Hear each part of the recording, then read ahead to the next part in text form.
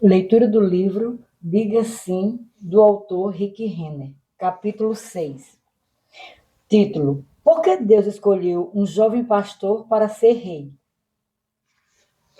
Tenho olhado frequentemente para a minha vida e me perguntado por que Deus me escolheu para fazer esta obra magnífica que Ele confiou às minhas mãos. Ninguém fica mais maravilhado que eu quando olho para o ministério que Deus me deu. Talvez você tenha olhado para si mesmo e feito a mesma pergunta. Creio que qualquer pessoa que é poderosamente usada por Deus e fez uma avaliação honesta de si mesmo, ocasionalmente olha para a sua vida e pergunta: por que eu? Essa é uma pergunta natural para se fazer a si mesmo ou a Deus. Mas existem razões pelas quais Deus escolhe certas pessoas. Sua seleção não se baseia em uma escolha aleatória. A Bíblia diz, em 2 Crônicas 16:9, que Deus está regularmente e intensamente procurando por homens e mulheres que ele possa usar. Porque, quanto ao Senhor, seus olhos passam por toda a terra para mostrar-se forte para com aqueles cujo coração é totalmente dele. Os olhos de Deus estão percorrendo, procurando, correndo de um lado para o outro na terra, buscando alguém cujo coração seja totalmente dele. O fato de Deus procurar tão intensamente deve significar que esse tipo de candidato não se encontra em todas as esquinas. Em Ezequiel, capítulo 22, verso 30, Deus precisava de um intercessor para orar por Israel. Em um dos versículos mais tristes da Bíblia, Deus clamou: Busquei entre eles um homem que tapasse o muro e se colocasse na brecha perante mim a favor desta terra, para que eu não a destruísse, mas a ninguém achei. É muito difícil para mim imaginar que dentro de uma geração inteira, Deus não encontrou ninguém que ele pudesse usar. Talvez houvesse muitos naquela geração que estivessem orando: Deus, por favor, usa-me. Mas Deus não é obrigado a usar todos os que fazem essa oração. Não sou inclinado a empregar todos os que querem um emprego no nosso ministério. Se eles têm hábitos de trabalhos negativos e não mostram um desejo visível pela excelência, não estou interessado em trabalhar com eles profissionalmente. Sim, eu os amo, mas meu amor por eles não significa que eu tenho de trabalhar com eles. Aqueles que ficam ao meu lado devem ter o mesmo coração e as mesmas convicções que eu considero importantes. Bem, por mais que meus padrões sejam altos, os de Deus são ainda mais altos.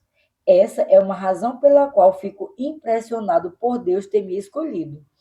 Conheço minhas imperfeições melhor do que ninguém. Sei o quanto estou longe de ser perfeito. Mas quando os olhos de Deus estavam procurando de um lado para o outro na terra, por alguém cujo coração fosse reto para com ele, ele me viu. Alguma coisa no meu coração e no meu caráter me qualificava para ser usado por Deus. Esse fato é um assombro para mim. Quando leio as biografias daqueles que foram usados por Deus em décadas e séculos passados, quase todos eles ficaram assombrados por Deus tê-los escolhido. Em uma biografia após a outra, li palavras do tipo: um dia, quando eu encontrar Jesus face a face, minha primeira pergunta será: por que o Senhor escolheu a mim? Uma coisa é certa: as pessoas não são escolhidas por acaso. Ninguém escreveu nomes em um papel, os jogou dentro de um grande saco, sacudiu e tirou um nome aleatoriamente. Se Deus nos escolhe, ele faz isso porque vê algo dentro de nós que nos qualifica para fazermos parte da sua equipe. Nenhuma história ilustra melhor o que Deus procura na pessoa que ele quer usar que a história do rei Davi. Davi era jovem demais para ser rei segundo os padrões do mundo. Então, por que Deus ignorou os candidatos mais velhos e se voltou para aquele menino? O que havia dentro do caráter de Davi que fez com que Deus o escolhesse para ser rei? Davi era o mais moço e menos experiente de todos os irmãos de sua casa, mas Deus ignorou os outros. Quando Samuel ficou diante de Davi, disse o Senhor: Levanta-te e unge-o, pois este é ele. Tomou Samuel o chifre do azeite e ungiu no meio de seus irmãos. E daquele dia em diante, o Espírito do Senhor se apossou de Davi. 1 Samuel, capítulo 16, do verso 12 ao 13. Creio que uma resposta parcial para porque Deus escolheu Davi por ser encontrado em 1 Samuel 16, verso 18, esse versículo nos diz várias coisas importantes sobre Davi. Ele revela as qualidades de seu caráter que o separava dos outros e o chamaram a atenção de Deus. Então, respondeu um dos moços e disse: Conheço o filho de Jessé, o belemita, que sabe tocar e é forte e valente, homem de guerra, sisudo em palavras e de boa aparência, e o Senhor é com ele.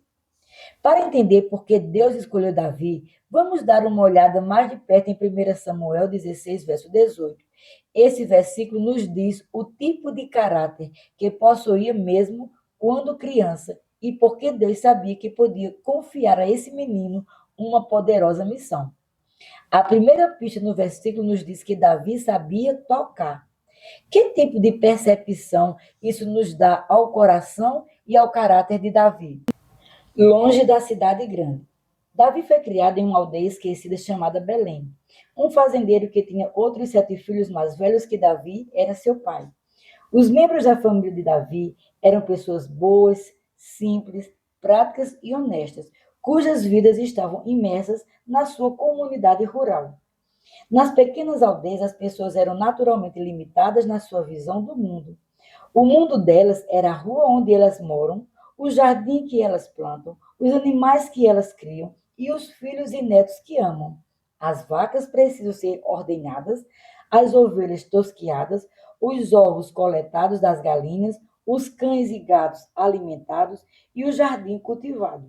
É nisso que as pessoas na aldeia pensam e é com isso que lidam dia após dia.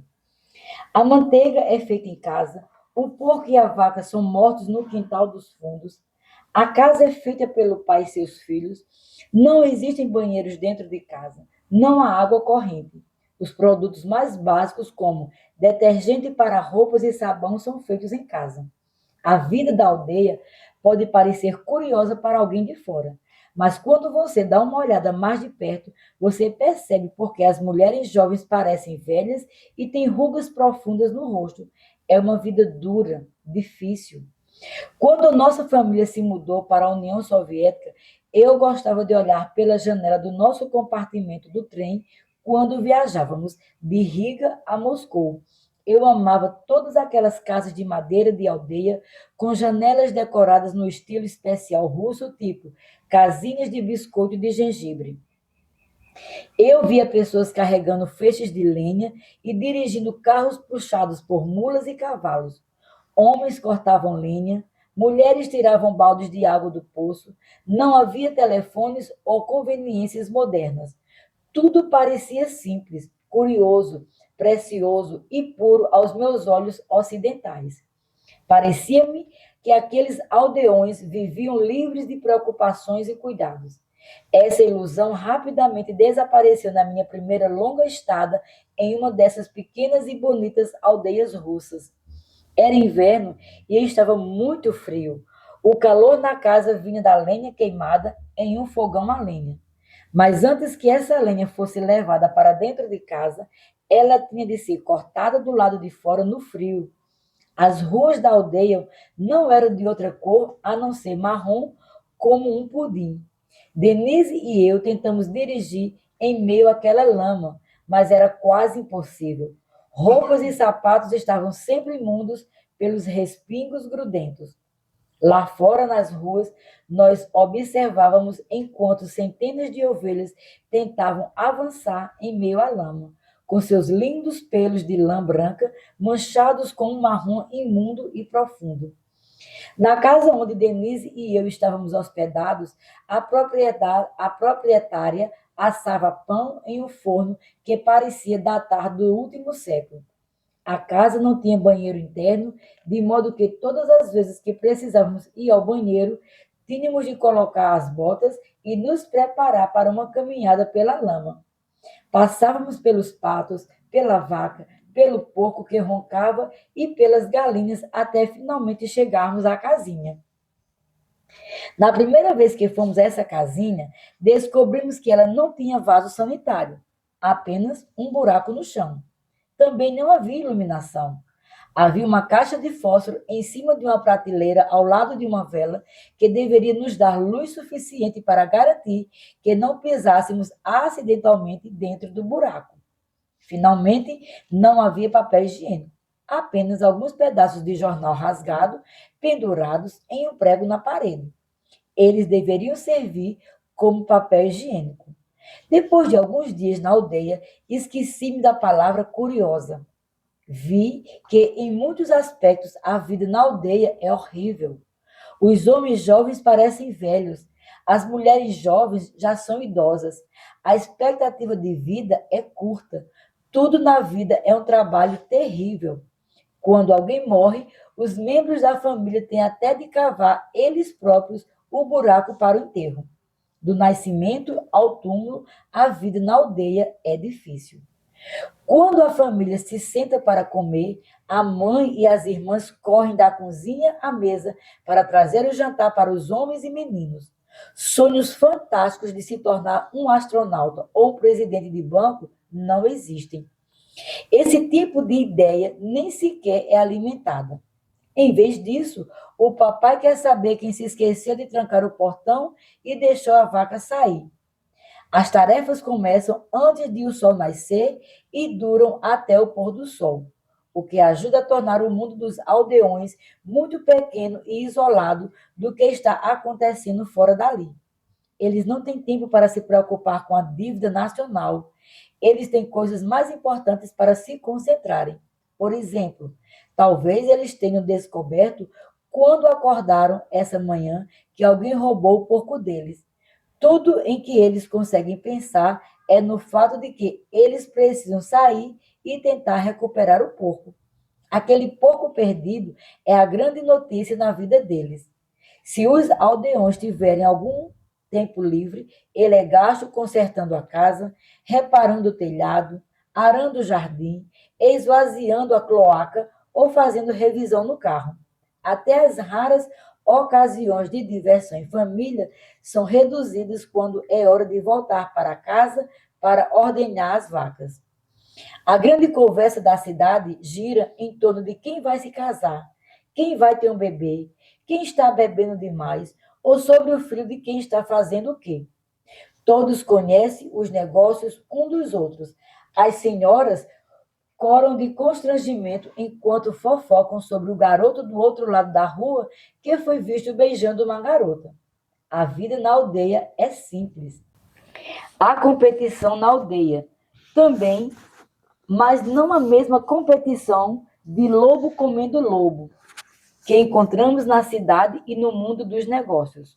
Os garotos competem pelas garotas mais bonitas, flexionando os músculos para provar quem é o mais másculo. Os garotos pequenos participam das competições da vizinhança para ver quem consegue cuspir mais longe. Os homens adultos discutem sobre a vaca de quem dá mais leite. Por que estou dizendo tudo isso sobre a vida na aldeia? Porque o lugar onde Davi foi criado era semelhantemente à aldeia que eu descrevi. Ele vivia longe da cidade grande e sua família estava ocupada com problemas diários da aldeia. Duvido seriamente que alguém naquela pequena cidade jamais tenha sonhado em se tornar um rei. As pessoas provavelmente estavam ocupadas demais sonhando em comprar uma vaca nova. Belém era apenas um pequeno ponto no mapa.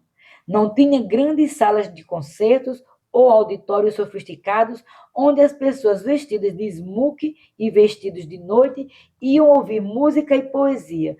Todo o mundo de Davi girava em torno da sua casa, das suas ovelhas, do seu pasto favorito, do seu pai e dos seus irmãos, do seu instrumento musical e do seu relacionamento com Deus. Se Davi um dia sonhou em se tornar rei, não há registro na Bíblia. Se ele um dia sonhou em tocar seu instrumento diante de multidões de ouvintes em adoração, a Bíblia nunca nos diz. Se ele deitava naqueles pastos verdes e sonhava com inúmeras gerações futuras, enquanto escrevia seus salmos e cantava seus cânticos, isso não está registrado na Bíblia. Se Davi tinha sonhos tremendos sobre adorar no templo de Deus, com milhares de cantores e músicos, não sabemos com base na palavra de Deus. Mas há uma coisa sobre Davi que nós sabemos. Ele sabia tocar seu instrumento musical. Davi tinha o desejo de tocar seu instrumento como um verdadeiro profissional. Ele não o tocava para se mostrar ou receber aplausos. Ele não estava procurando se exibir em alguma grande sala de concertos. Ele tocava sua música para si mesmo, só porque queria fazer isso. Enquanto ele cuidava das ovelhas do pai, ele pegava seu instrumento e cantava para as estrelas. Ele cantava para o rebanho, ele cantava para Deus. Hora após hora, ele tocava a canção, vez após vez, até poder tocá-la sem um único erro. Ele também escrevia letras e melodias que vinham do fundo do seu espírito e da sua alma. Poucos pastores no tempo de Davi sabiam escrever, porque os pastores não precisavam de habilidade na escrita. Mas aquele garoto era um escritor habilidoso. Ele aprendeu a expressar detalhadamente no papel os pensamentos mais profundos do seu coração. Davi possuía uma compulsão insaciável por ser excelente. Essa era uma qualidade muito notável de se encontrar em um garoto que cresceu em um ambiente nada notável. O que esse desejo pela excelência nos diz sobre Davi? O que ele nos diz sobre por que Deus escolheu Davi? A excelência custará algo. Há um preço ligado à excelência. O mais alto preço é a crucificação da carne, que prefere ficar deitada em vez de realizar algo de valor nesta vida. Olhe para uma criança sem orientação ou disciplina parental e você verá exatamente o que a carne faz quando ela consegue as coisas do seu jeito. Ela fica deitada, assiste a televisão e come lanches de manhã até a noite. Se uma pessoa permitir que a sua carne faça o que ela quer, esse é o estilo de vida que ela provavelmente adotará. Lidar com a carne é como castigar uma criança. A carne precisa ser controlada, corrigida e obrigada a obedecer, mesmo que ela queira fazer o contrário. Ela precisa que lhe digam o que fazer e seja obrigada a obedecer. O processo é doloroso, mas as recompensas são eternas.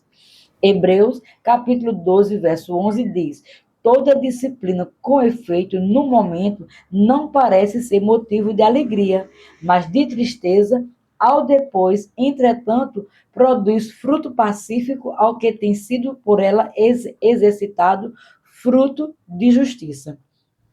Nada é mais eletrizante que ver o progresso na vida.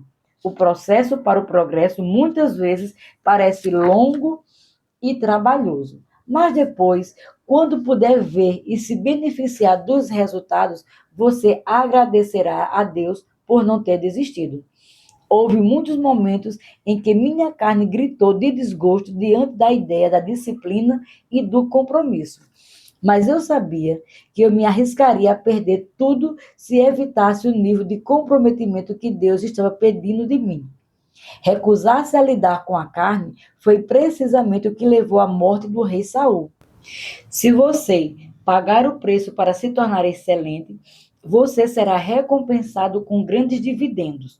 Portanto, desenvolva seu dom, cultive seu espírito, deixe que o Espírito Santo exerça a disciplina na sua vida. Então, com o tempo, os resultados virão. Você pode não ver resultados imediatos e palpáveis enquanto você está treinando e se preparando para cumprir seu chamado. Mas, eventualmente, você verá o fruto do seu trabalho. A Bíblia diz: o presente que o homem faz, alargar-lhe o caminho e leva-o perante os grandes. Provérbios 18, verso 16. Não sabemos ao certo se Davi foi o músico mais talentoso daquela terra, embora essa seja uma possibilidade muito real. Sabemos, porém, que, por causa da disciplina e do comprometimento de Davi, ele se tornou o músico mais famoso. Seu dom alargou o caminho dele, assim como o Provérbio 18:16 diz. Quando espíritos malignos atormentavam Saul e ele precisou de alguém para tranquilizar sua alma com música, quem eles chamaram?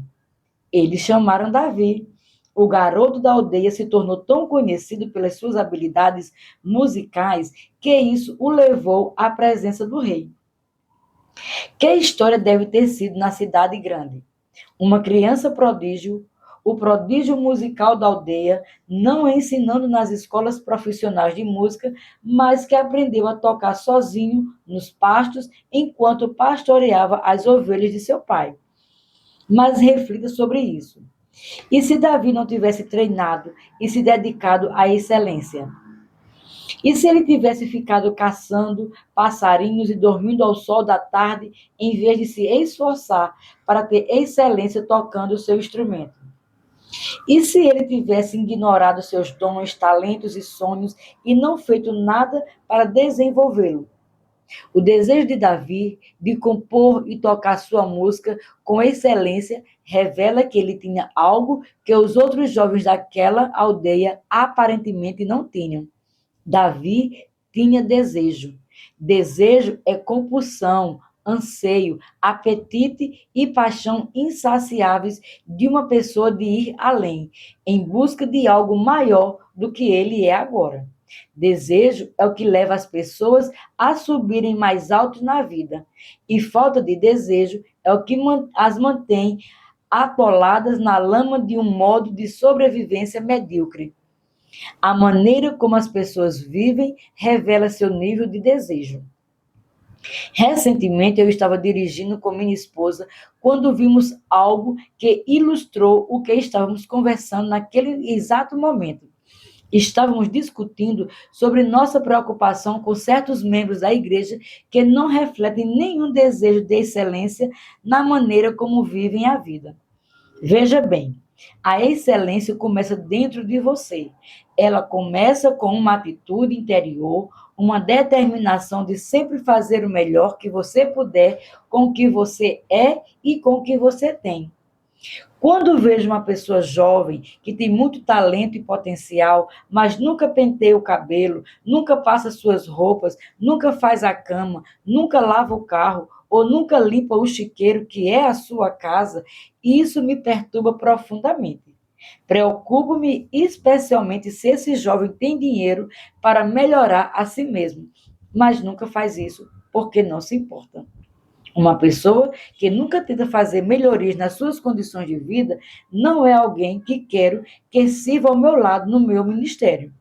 Sei pela maneira como ela vive que ela não é uma pessoa que possui altos padrões de excelência. Do mesmo modo, uma pessoa que está contente em permanecer no mesmo nível de proficiência no trabalho, nunca se esforçando para ter resultados melhores, revela um nível baixo de desejo de alcançar a excelência. Esse provavelmente não é o tipo de pessoa em que Deus pode confiar para fazer coisas grandes. A atitude do tipo vá com calma, não reme o barco, nunca alcance nada especial de uma pessoa revela a falta de paixão e desejos necessários para ser uma pessoa inclinada a mudanças e que agita as situações.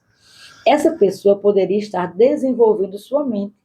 Ela poderia estar se esforçando para ter excelência no seu trabalho.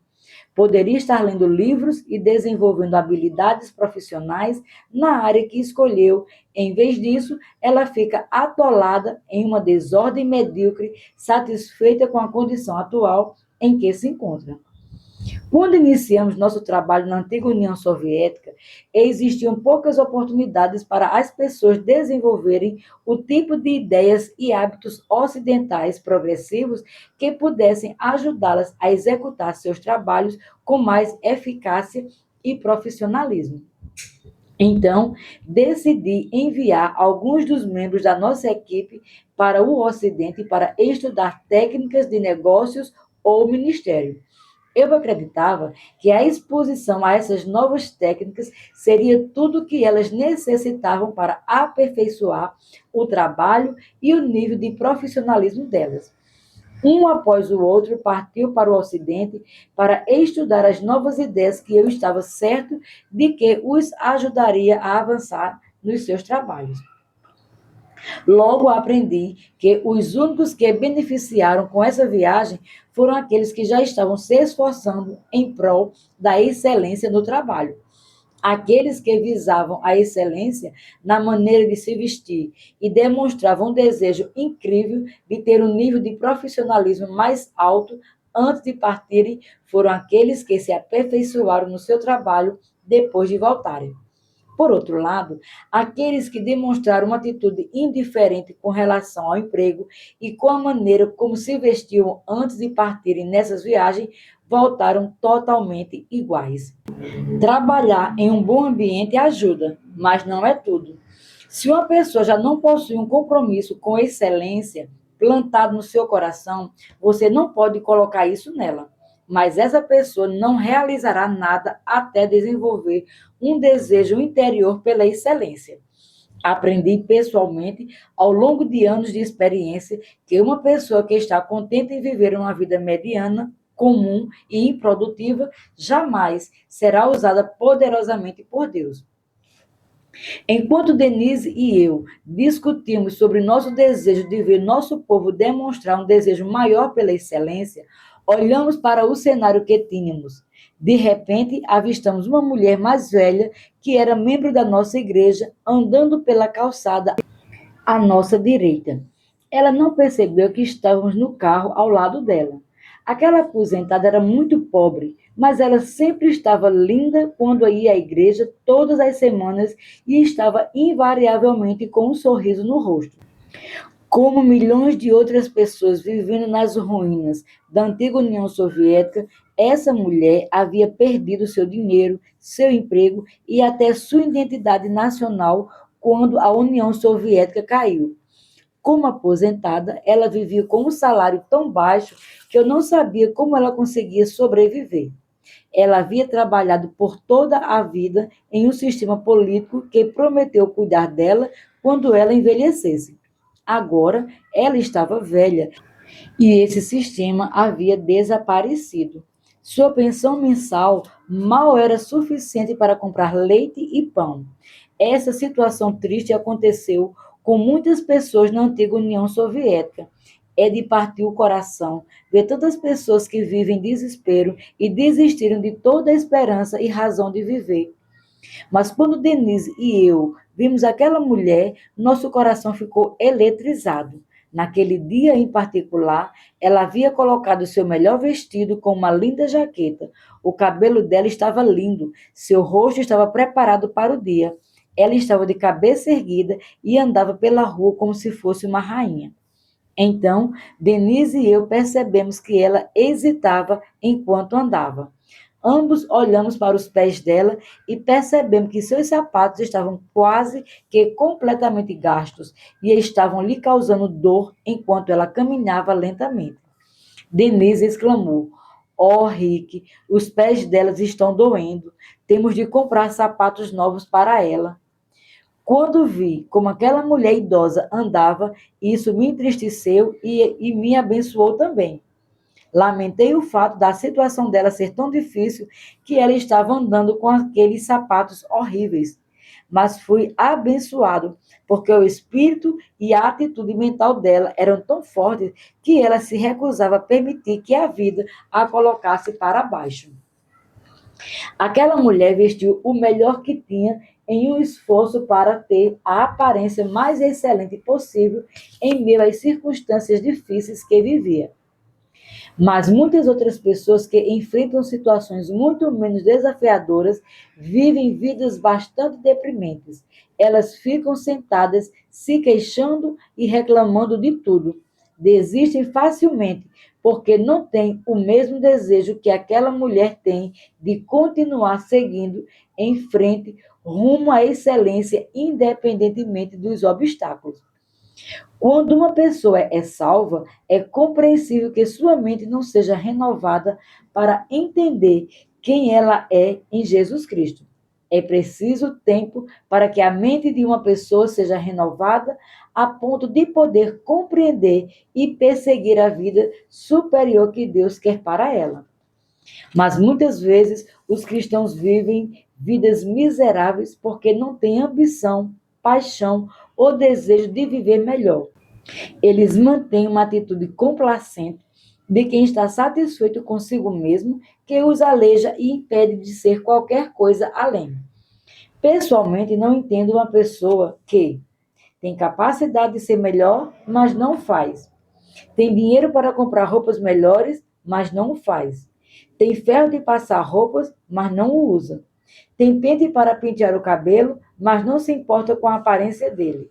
Tem oportunidade de estudar e de aumentar seu conhecimento e suas habilidades, mas nunca se importa o suficiente para fazer isso. Foi criada em uma boa casa com bons exemplos parentais, mas permite que seu local de moradia pareça uma pocilga. Se algum desses pontos descreve você, é hora de mudar. Deus não escolhe pessoas destituídas de paixão que estão contentes em não alcançar nada na vida para realizar a obra dele no mundo. Ele não exige que uma pessoa conquiste um diploma universitário para ser usada por ele, mas olha para a atitude e o desejo de uma pessoa antes que imponha sua mão sobre ela e a chame para fazer alguma coisa histórica e monumental. Creio que esse princípio é apresentado claramente na parábola de Jesus sobre os talentos. Lembre-se, Jesus chamou o servo que enterrou o talento de inútil de alguém que não prestava para nada. Se você conhece alguém que é chamado por Deus e está carregado de dons e talentos, mas que é preguiçoso na sua abordagem para com a vida, deixe-me encorajá-lo a trazer correção a essa pessoa em amor. Entretanto, se ela se recusar a mudar, siga em frente e volte o foco para outro lugar. Deus nunca escolherá essa pessoa para fazer nada grande até que ela esteja disposta a mudar. Porque Deus confiaria a esse tipo de pessoa uma tarefa importante quando ela não pode sequer fazer sua cama ou pentear o cabelo? Independentemente do talento ou dos dons que essa pessoa possua, ela é eliminada pela própria falta de desejo. Quando uma pessoa decide fazer aulas de digitação, voltar para a escola, pendurar papel de parede na sala ou na cozinha, aprender a tocar um instrumento, participar do coral da igreja ou se tornar um introdutor na sua igreja, ela revela muito sobre si mesma. Esse indivíduo está no caminho para o sucesso. A disposição para aprender, para tentar novas coisas e desenvolver novas abordagens com relação à vida é um requisito para qualquer um que deseje ter êxito na vida.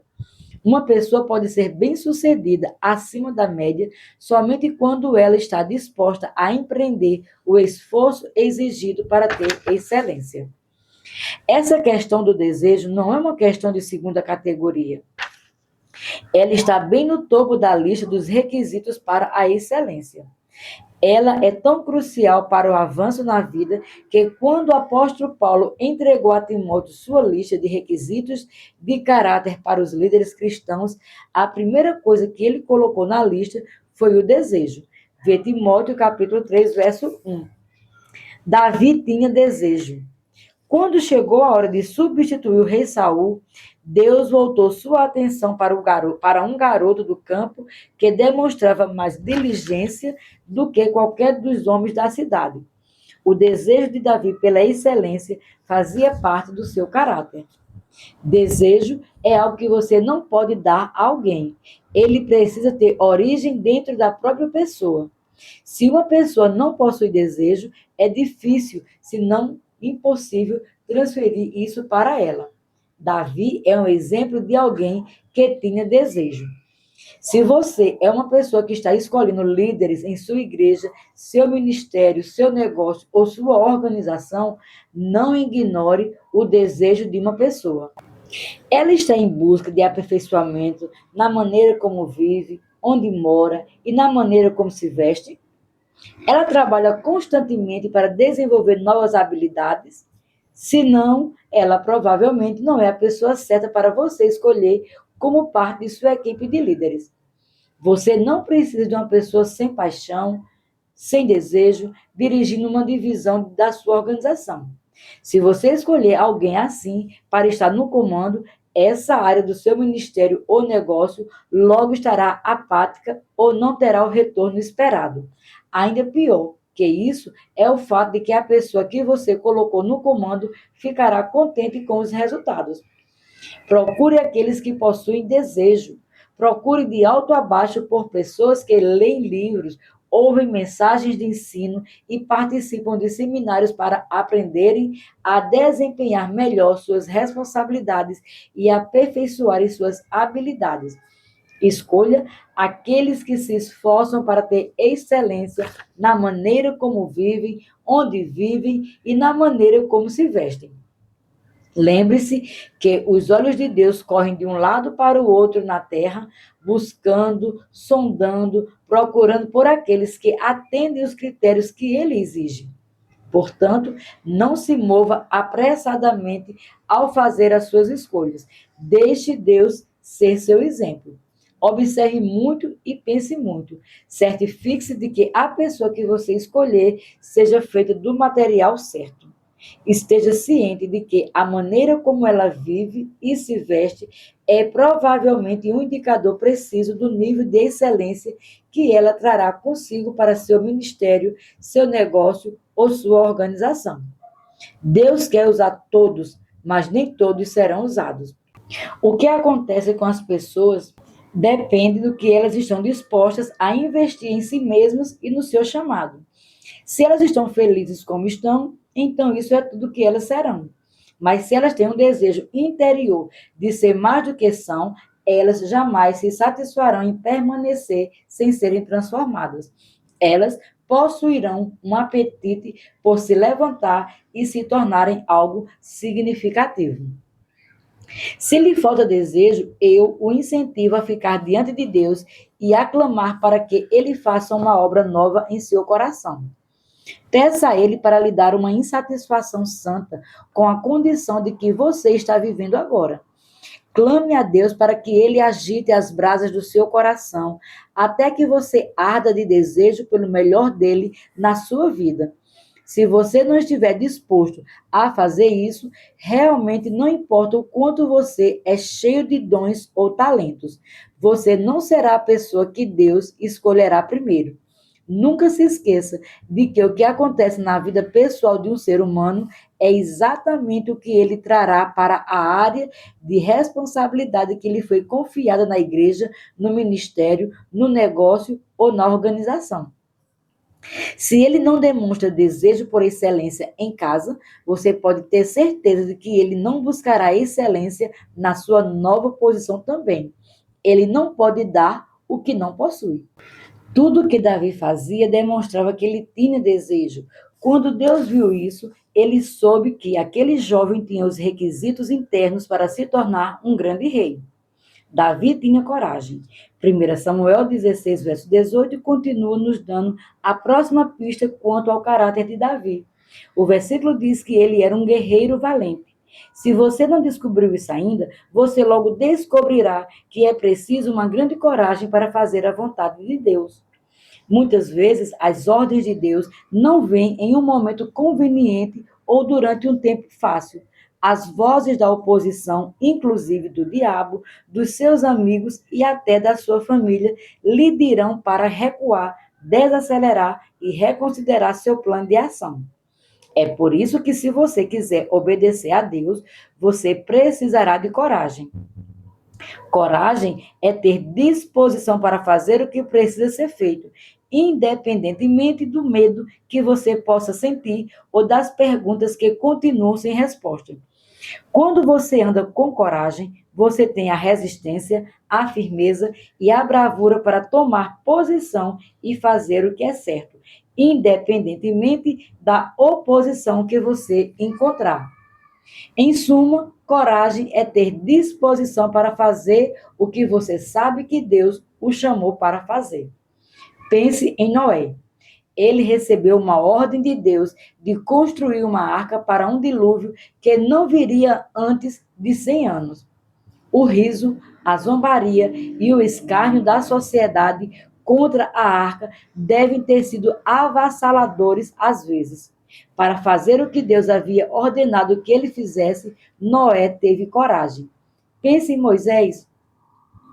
O mar vermelho estava diante dele, enquanto os carros de Faraó o perseguiam por trás. Naquele momento, a carne de Moisés pode ter sido tentada a gritar: Deus, onde você me meteu?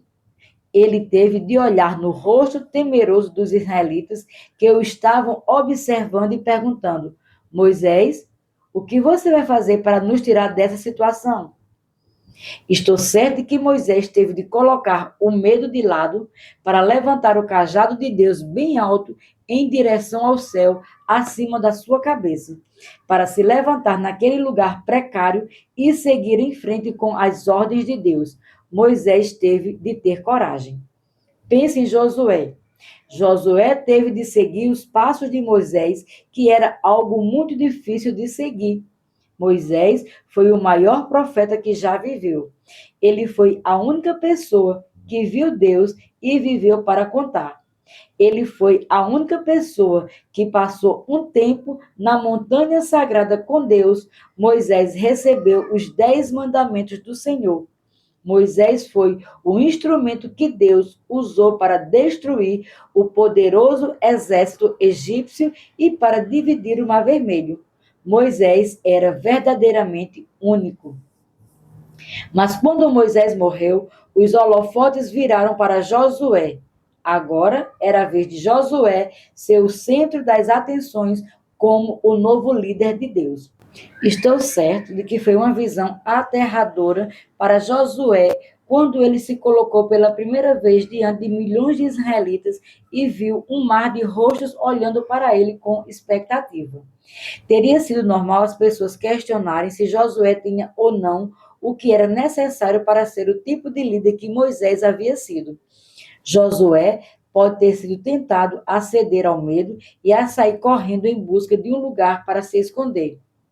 Se Josué ia assumir o trabalho como o principal líder desse enorme grupo de pessoas, ele precisava de coragem. Na verdade, Josué precisava de tanta coragem que Deus ordenou que ele tivesse coragem por 3 vezes diferentes. Vê Josué 1, 6, 7 e 9. Josué havia aceitado o chamado para ser o líder de Israel e agora ele estava diante dos homens de Israel pela primeira vez. E o que eles exigiram dele? Coragem. Hebreus 11 cita outros que realizaram grandes coisas para Deus. Esse capítulo menciona Abel, Enoque, Noé, Abraão, Sara, Isaac, Jacó, José, Moisés e Raabe. Depois ele continua dizendo: E que mais direi? Certamente me faltará o tempo necessário para referir o que há a respeito de Gideão, de Baraque, de Sansão, de Jefté, de Davi, de Samuel e dos profetas. Hebreus 11, do verso 32 ao 33. Observe que Davi também é mencionado nesse versículo. Davi já havia provado que tinha coragem pelos atos que ele havia realizado anteriormente em sua vida. Pense nisso. Davi foi muito ousado e corajoso quando, ainda muito jovem, ia para o deserto e pastoreava um rebanho inteiro sozinho. O próprio fato de Davi receber esse tipo de responsabilidade, ainda tão jovem, nos diz que ele era um jovem excepcionalmente ousado e corajoso.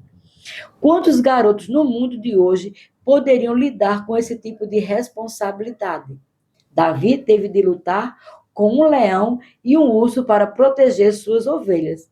Até um homem adulto seria tentado a fugir sob condições semelhantes. Mas Davi assumiu a responsabilidade de proteger aquelas ovelhas com seu coração e sua alma. Essa era a função dele. Ele estava comprometido a fazer isso, independentemente do risco ou da oposição que encontrasse. Deus precisava de um rei que estivesse disposto a lutar pelo que era certo e errado. Ele procurava alguém que estivesse disposto a arriscar a vida para fazer o que era certo aos olhos de Deus. Um homem fraco jamais serviria. Esse trabalho requeria alguém que se importasse mais com o povo de Deus do que consigo mesmo.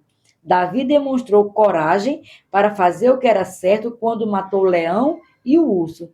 Se Davi foi capaz de fazer isso pelas suas ovelhas, Deus sabia que ele faria isso pelo povo israelita. Se você sabe que Deus quer usá-lo, mas lhe falta coragem, peça a Deus para tocá-lo com seu poder e lhe dar uma dose da sua força. Lembre-se de que Deus não lhe deu espírito de medo, mas de poder, de amor e de moderação. Vê 2 Timóteo, capítulo 1, verso 7. Se lhe falta coragem, você será tentado a jogar a toalha e a desistir na primeira vez que deparar com um desafio. A coragem lhe dará a fortaleza interior para afastar essas vozes divergentes do caminho, para poder continuar seguindo em frente até que o trabalho seja executado como o Senhor quer que ele seja feito. Se você está escolhendo pessoas para trabalhar ao seu lado, atente para escolher aquelas que estejam dispostas a colocar a vida em risco pela mensagem, pela missão e pela equipe. Procure pessoas que sejam fortes o bastante para se levantarem contra as opiniões do mundo e que possam resistir às vozes da oposição que sempre vem contra um passo de fé. Ao procurar alguém para ajudá-lo a fazer grandes coisas para Deus e dar passos que abalarão os fundamentos do inferno, lembre-se disso. Esse não é um trabalho para as pessoas que têm vontade fraca e que são guiadas por suas opiniões. Você precisa de alguém que seja forte e corajoso o suficiente para ficar ao lado e andar com você no futuro. Com relação às responsabilidades confiadas a ele, Davi era tudo isso. Desde os anos do início da sua juventude, ele havia provado ter a força de vontade e o caráter para realizar o trabalho. Por mais difícil que fosse a tarefa, Davi tinha coragem. Davi tinha princípios.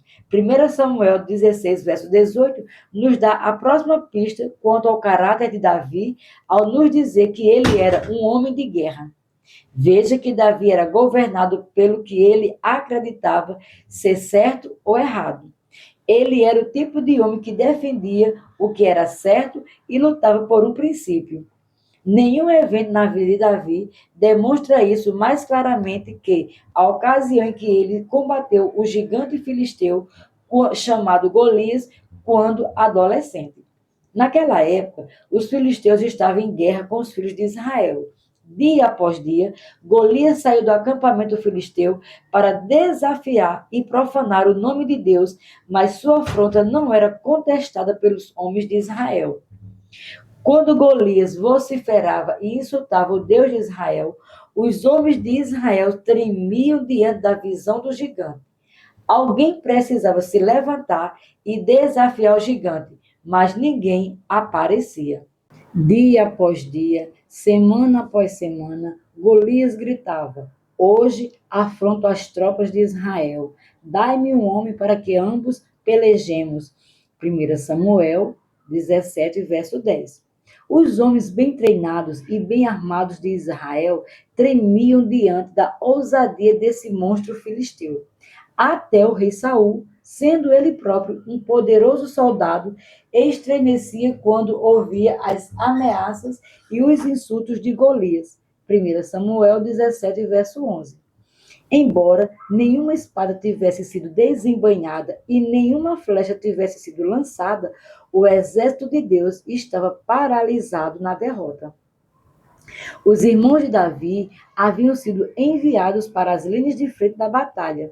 Davi queria se juntar a eles, mas devido à sua pouca idade, não era considerado qualificado para servir no exército. Então, seus irmãos foram para a guerra e Davi foi mandado de volta para o pasto para cuidar das ovelhas de seu pai em Belém. 1 Samuel 17, verso 15.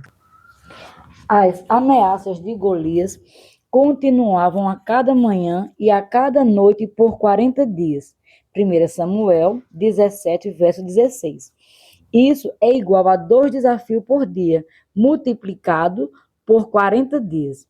O gigante gritou 80 afirmações terríveis, blasfemas, profanas e difamadoras contra Israel e seu Deus.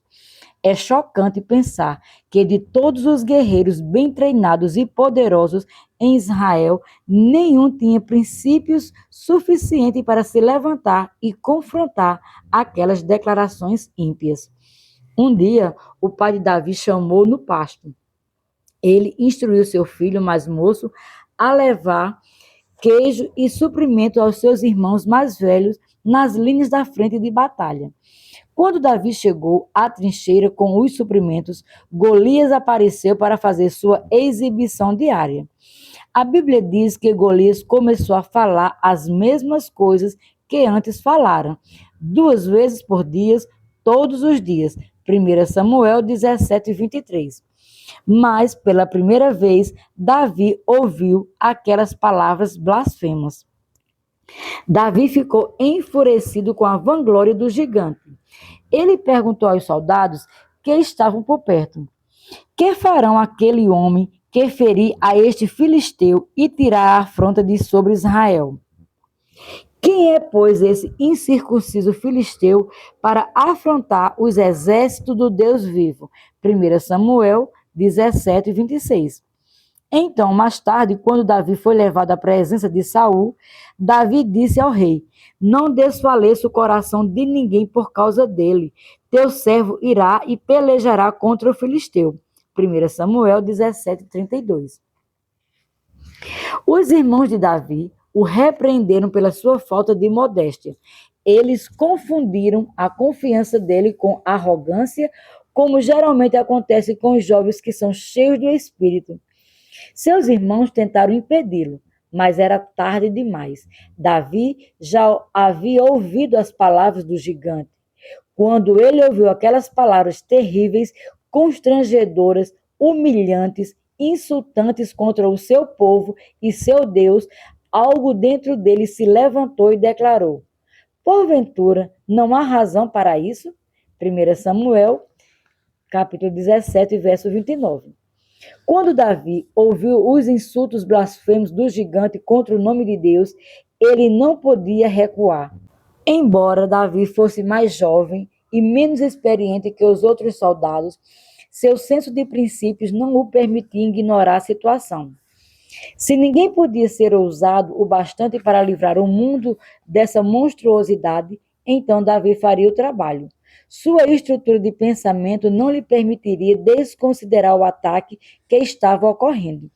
Ele era impedido por seus princípios. Princípio é a regra interna de uma pessoa. É uma convicção do que é certo e errado, um fundamento moral que determina como uma pessoa vê e responde à vida. Um sistema de crenças sólido como a rocha, tão impregnado no caráter de uma pessoa que ela não pode ignorá-lo ou desviar-se dele. Assim, ele pode ser chamado de princípio orientador. Infelizmente, vivemos em um mundo que jogou os princípios ao vento. Com muita frequência, esse é um mundo fraco que opta por abandonar o que é certo. Infelizmente, até os cristãos e líderes espirituais muitas vezes são fracos, sucumbindo rapidamente às opiniões das pessoas e outras fontes de pressões externas. Mas quando o seu sistema de crenças interno, seu senso de princípios é tão forte que você se prende a ele fielmente, haja o que houver, acabará se vendo em rota de colisão com o mundo e até com outros cristãos que estão menos inclinados a permanecer fiéis às suas convicções. Deus estava observando para ver o que Davi faria quando ele ouviu as ameaças do gigante. Será que ele cairia sob a influência das opiniões negativas dos seus irmãos ou ele permaneceria fiel às suas convicções e desafiaria o gigante? A reação de Davi não foi uma surpresa para Deus. Davi já havia mostrado o tipo de pessoa que ele era quando enfrentou o leão e o urso. Mas nessas duas ocasiões não havia ninguém por perto para dizer a ele que recuasse ou para repreendê-lo por ser ousado demais. Assim, dessa vez ele passou no teste final. Ele foi até, ele foi até capaz de enfrentar as vozes de sua família e dos seus amigos mais próximos. Os princípios de Davi eram mais fortes que todas as vozes antagônicas ao redor dele. Se você quer que Deus o use de uma maneira significativa, então precisa ter um forte senso de princípios.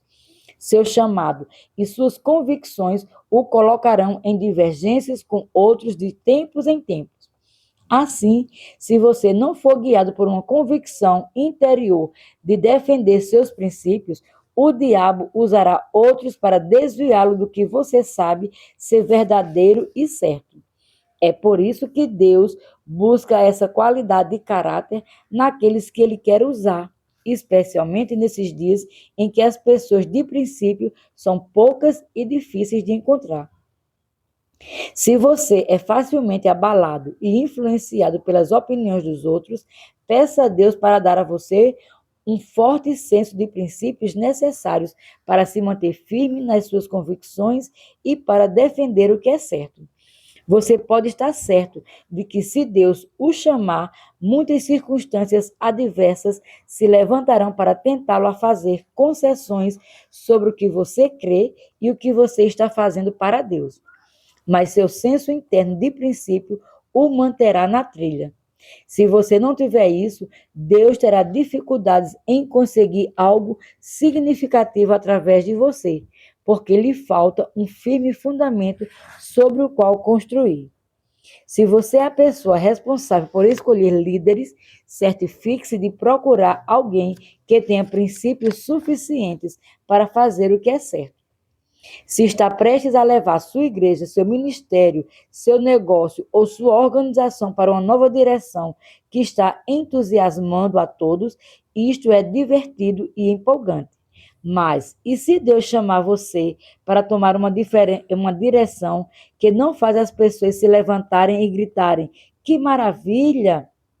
Se você escolher um companheiro de trabalho que tem vontade fraca ou que é facilmente influenciado pelas opiniões dos outros, ele não será capaz de lhe dar o suporte que você necessita durante esse período crucial de transição.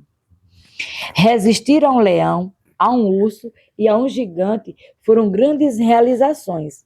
Esses feitos, porém, foram mínimos se comparados à tarefa de liderar os obstinados rebeldes filhos de Israel, como Davi faria quando se tornasse rei. Deus viu Davi reagir corajosa e corretamente diante do perigo, a fim de permanecer fiel às suas convicções. Ele sabia que Davi era um homem de princípios. Esse era um homem a quem ele podia confiar uma grande responsabilidade. Davi era responsável. 1 Samuel, capítulo 16, verso 18, também nos diz que Davi era sisudo em palavras. Muitas vezes, meu ministério exige que eu viaje ao exterior para falar em igrejas e seminários em diversas partes do mundo. Ocasionalmente, isso significa que estou ausente da minha igreja por um longo período. Mas não me aflijo com relação à nossa igreja em Moscou ou com relação a quem tomará as grandes decisões na minha ausência. Anos de treinamento e trabalhando lado a lado com a minha equipe de liderança me mostraram que eles sabem como eu penso e o que eu faria em cada situação. Eles me conhecem bem. Eles provaram ser fiéis a mim em muitos testes encontrados ao longo dos anos. Tivemos experiências suficientes juntos para que eu saiba que posso confiar a eles a minha igreja, a minha visão e o meu ministério. É preciso comprometimento para sobreviver ao fogo que vem testar os relacionamentos. Se eu tenho um relacionamento que tem durado muitos anos e tem vencido com êxito cada obstáculo ao longo do caminho, posso ter certeza de que o relacionamento está construído sobre um fundamento firme de confiança. um fundamento que não desmoronará facilmente.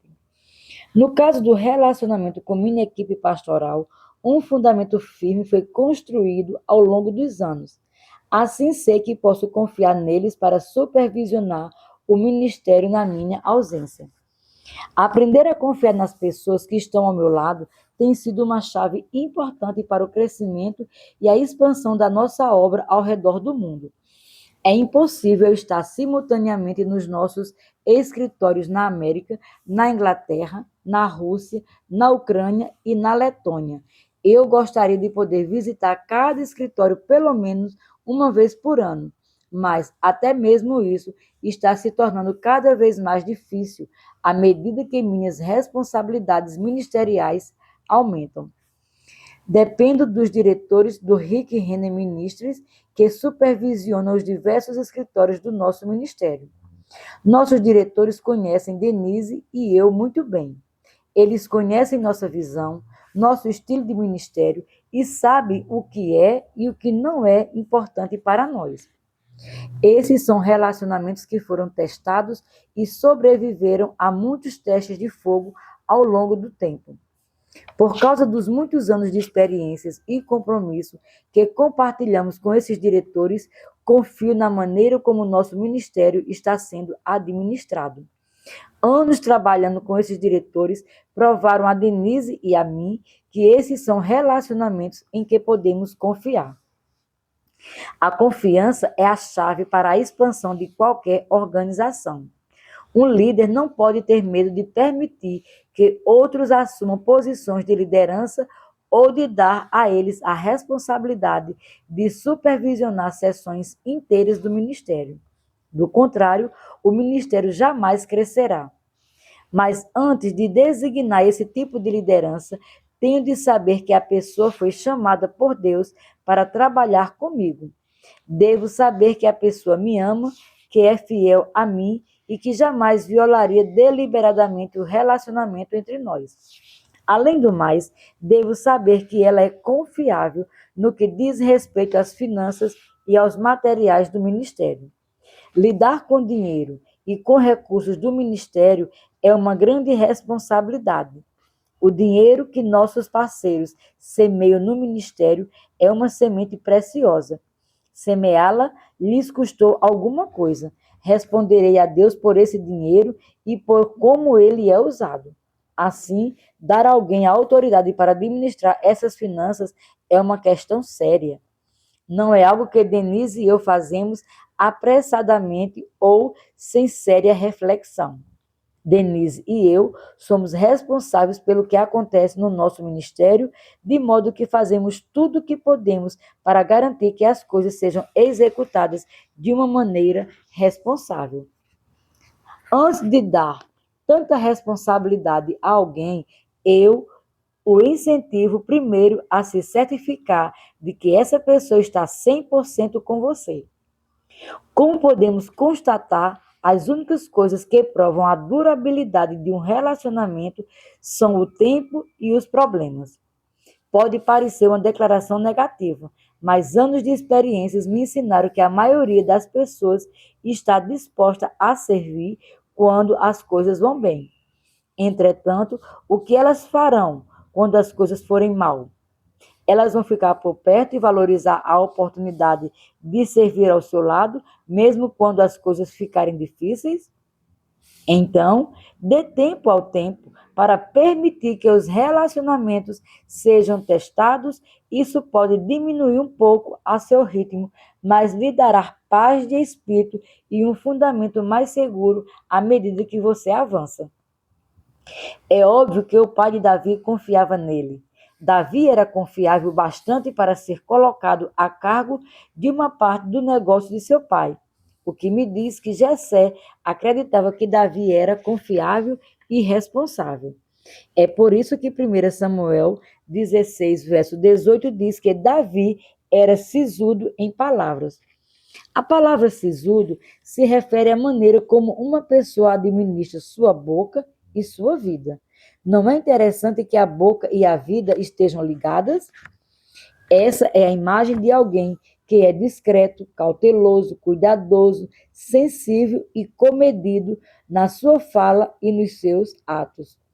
Isso significa que Davi não ficava tagarelando o dia inteiro. Ele vigiava sua boca cuidadosamente para garantir que todas as suas palavras fossem significativas. Quando ele dizia alguma coisa, ele queria falar sério. A versão King James em inglês utiliza a expressão prudente, que poderia ser traduzida como prudentes nos negócios. Quando a Bíblia usa a palavra materis, ela se refere a trabalho, negócio ou a questões relacionadas a dinheiro. Isso significa que Davi era meticuloso no que dizia respeito ao trabalho, aos negócios ou ao dinheiro. Essa qualidade era extremamente importante, especialmente quando consideramos o fato de que os negócios que ele administrava não eram seus, eram os negócios de seu pai. O dinheiro e os recursos que Davi administrava também não pertenciam a ele, eles pertenciam ao seu pai. Pense no quanto o pai de Davi deveria confiar nele para colocá-lo a cargo de tantas coisas. As ovelhas representavam muito dinheiro naquela época. Quem possuía gado, ovelhas e outras espécies de animais era rico. Até mesmo parte da riqueza de Abraão foi medida pelos animais que ele tinha. Ver Gênesis 13, verso 5. Colocar um garoto a cargo desse tipo de riqueza era extraordinário. Ele deveria ser um garoto excepcional para que lhe fosse concedido esse tipo de responsabilidade. O trabalho de um menino pastor. Quando Davi saía de casa com o rebanho de seu pai, ele saía com uma sacola pronta, porque sabia que ficaria fora por muitos dias seguidos. Para levar as ovelhas aos melhores pastos, Davi tinha de conduzi-los para longe de casa. Encontrar bons pastos levava tempo. No fim do dia, quando era a hora de ir para a cama, Davi e suas ovelhas estavam longe demais para voltarem para casa. Então, como todos os pastores, Davi ficava ao ar livre no pasto e dormia com o rebanho sob as estrelas. Dias e até mesmo semanas se passavam antes que ele pudesse voltar para casa outra vez. Davi era encarregado da responsabilidade de garantir que aquelas ovelhas fossem alimentadas e protegidas de predadores agressivos como leões, ursos e lobos. Qualquer ataque contra aquelas ovelhas significava que ele teria de se levantar e lutar como um homem. Isso fazia parte da sua responsabilidade. Eram necessários dinheiros e recursos materiais para esse trabalho. Ele não podia sair de casa sem dinheiro no bolso, especialmente se tivesse de permanecer fora por dias seguidos. Assim, administrar os fundos de seu pai também fazia parte do trabalho de Davi. Ele tinha de ter um plano. Que tipo de suprimentos ele necessitaria? Quanto dinheiro deveria levar? Que tipo de preparações deveria fazer para o caso de algum tipo de emergência? Davi tinha de pensar sobre e responder a todas essas perguntas antes de levar as ovelhas para os pastos longe de casa. As ovelhas precisavam ser tosquiadas. A lã precisava ser armazenada. Se as ovelhas ficassem doentes, era responsabilidade de Davi restaurar sua saúde. Se uma ovelha se perdesse, Davi não podia sair até encontrá-la e trazê-la de volta, livrando-a do perigo. Tudo isso fazia parte do seu trabalho. Pastorear um rebanho de ovelhas era uma grande responsabilidade, até mesmo para um homem adulto, então pense no quanto era grande a responsabilidade para um menino. O fato de o pai de Davi tê-lo colocado a cargo do rebanho e ter lhe dado tanta responsabilidade no que diz que Davi tinha a cabeça no lugar com relação aos problemas sérios do trabalho, dos negócios e do dinheiro. Davi era prudente nos negócios, como diz a Bíblia, testado pelo tempo e pela experiência. Jessé não acordou de repente um dia e disse: Davi, a partir de hoje vou lhe dar autoridade total sobre o grande rebanho das minhas ovelhas. Um rebanho de ovelhas era muito valioso. Aquelas ovelhas faziam parte do patrimônio financeiro de Jessé. Elas lhe davam posição na sociedade. Elas eram como dinheiro no banco. Ele jamais teria confiado essa grande riqueza a Davi se ele já não soubesse que ele era de confiança. Antes de Davi conseguir esse grande emprego, foram-lhe delegadas tarefas diárias em casa e no jardim. Ele ordenhava as vacas, coleta os ovos das galinhas e limpava a sujeira ao redor do curral, junto ao celeiro. Passo a passo, ele provou sua capacidade de lidar com mais responsabilidade. Ele passou em tantos testes e fez seu trabalho tão bem que seu pai eventualmente promoveu para que ele vigiasse um rebanho inteiro de ovelhas. Enquanto os outros meninos estavam brincando com as crianças da sua idade, Davi estava se desenvolvendo e se cultivando. Provando ser cauteloso, sensível e cuidadoso, foram confiados a Davi as partes mais importantes do negócio de seu pai. Desde o mais íntimo do seu ser, Davi vivia uma vida que era prudente em todos os detalhes. A chave para receber mais autoridade, responsabilidade e bênção. Deus está observando como você está lidando com suas responsabilidades atuais. Se você se sair bem, tem a garantia de receber mais responsabilidades ao futuro. Mas se deixar de fazer corretamente o trabalho que tem agora, Deus não lhe dará nada maior. Na verdade, as responsabilidades que você tem agora provavelmente serão tiradas de você e dadas a outra pessoa. Jesus disse: porque a todo que tem se lhe dará e terá em abundância, mas ao que não tem, até o que tem lhe será tirado. Mateus 25, verso 29. Então, a chave para receber mais responsabilidade é fazer alguma coisa com o que você tem. Deus concede atribuições com base no desempenho passado e presente de uma pessoa. Mateus 25 deixa muito claro que Jesus Cristo tem padrões elevados para aqueles que trabalham no seu reino. É um terrível erro dizer: esta é apenas uma pequena atribuição, não é tão importante. Um dia, quando o trabalho grande e sério vier, serei mais comprometido.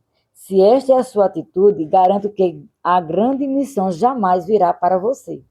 E se Davi tivesse uma atitude preguiçosa e ociosa? E se ele tivesse se queixado todas as vezes que lhe pedissem para fazer alguma coisa? E se tivesse sempre reclamado que sua tarefa era difícil demais? E se tivesse resmungando o tempo todo dizendo que estava entediado? E se tivesse protestado constantemente dizendo que seus irmãos tinham uma vida mais fácil do que a dele?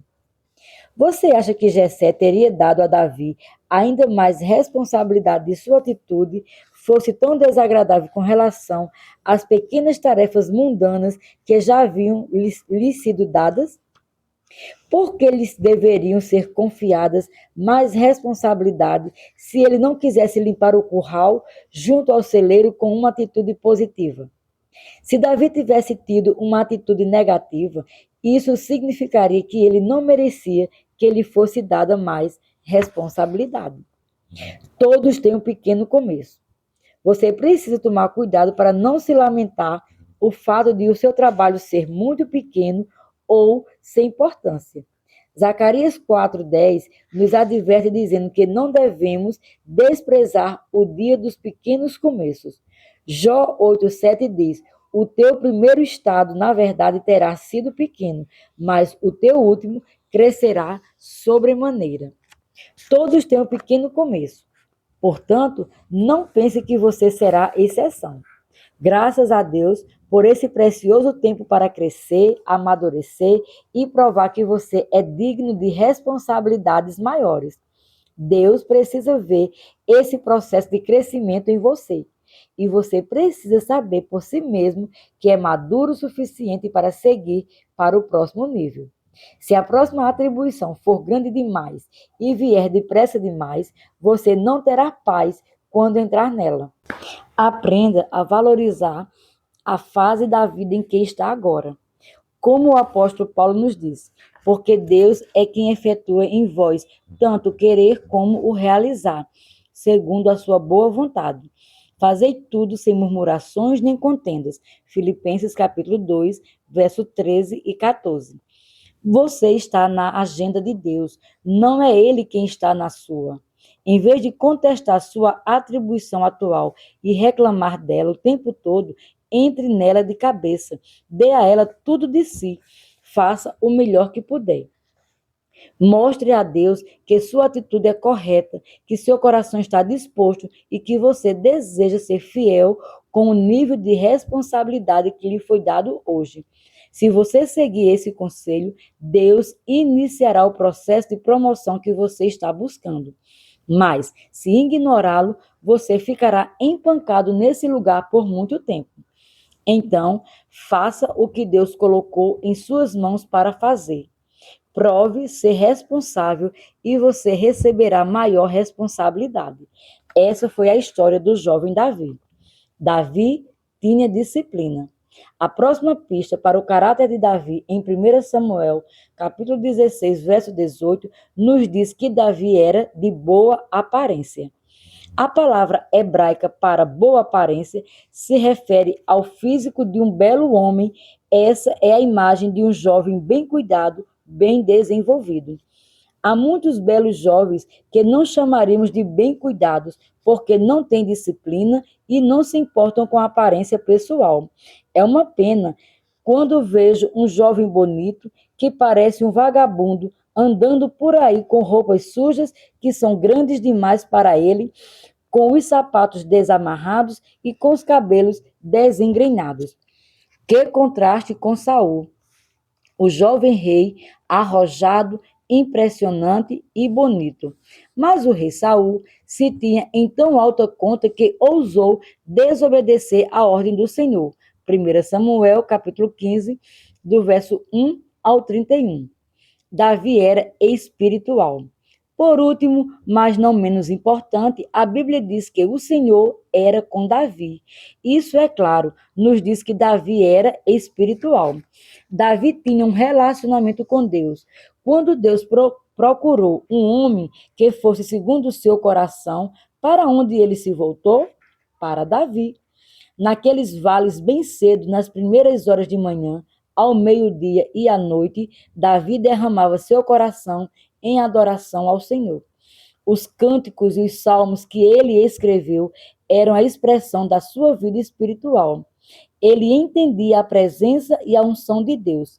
Davi ansiava por viver na casa do Senhor e estar onde a presença de Deus se manifestava.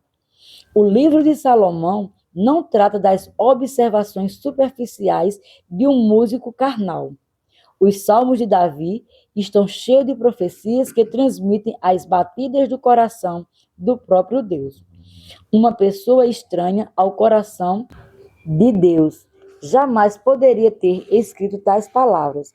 Davi escreve: na tua presença há plenitude de alegria. Salmos 16, verso 11. Ele conhecia pessoalmente a presença de Deus. Ele tinha uma alegria incrível ao estar nesse lugar sagrado. Essa era a parte central da vida de Davi. À medida que o reino de Davi cresceu e ele se tornou um grande rei, seu relacionamento com Deus se tornou a motivação maior da sua vida. Isso estava na raiz do seu ser e fazia parte do seu caráter. Poderíamos continuar falando interminavelmente sobre esse assunto, mas creio que está óbvio até para o leitor casual dos Salmos de Davi que ele era um homem profundamente espiritual. Ele era um homem de entendimento, era um homem de aliança, um homem de profunda adoração. Davi entendia o que significa andar em obediência e fé, e se esforçava para viver assim, apesar das suas fragilidades humanas. A partir da vida de Davi e dos pontos específicos relacionados em 1 Samuel, capítulo 16, verso 18, você pode perceber que todas as qualidades que discutimos são questões de caráter e não de talentos ou dons humanos. Essas eram as qualidades que Deus buscava quando procurou alguém para edificar seu reino. Estas são algumas das razões pelas quais Deus escolheu Davi. Assim, se você quer se qualificar para ser usado por Deus, tenha sempre em mente esta verdade central. As coisas mais importantes para Deus são o coração e a formação interior de um homem. Perguntas para crescimento pessoal ou debate em grupo. Número 1. Cite algumas das qualidades no caráter de uma pessoa que a separam da multidão e que chamam a atenção de Deus quando ele está procurando alguém para usar para seus próprios propósitos. 2. Descreva o preço que você terá de pagar pela excelência em sua vida. 3. O que você pode dizer sobre uma pessoa que nunca tenta fazer melhorias nas suas condições de vida? 4. Por que Deus dá tanta importância às qualidades da atitude e do desejo quando procura alguém para colocar em uma posição de responsabilidade no seu reino? 5. Como você pode determinar o nível de desejo que uma pessoa possui de alcançar o melhor de Deus em qualquer área da sua vida?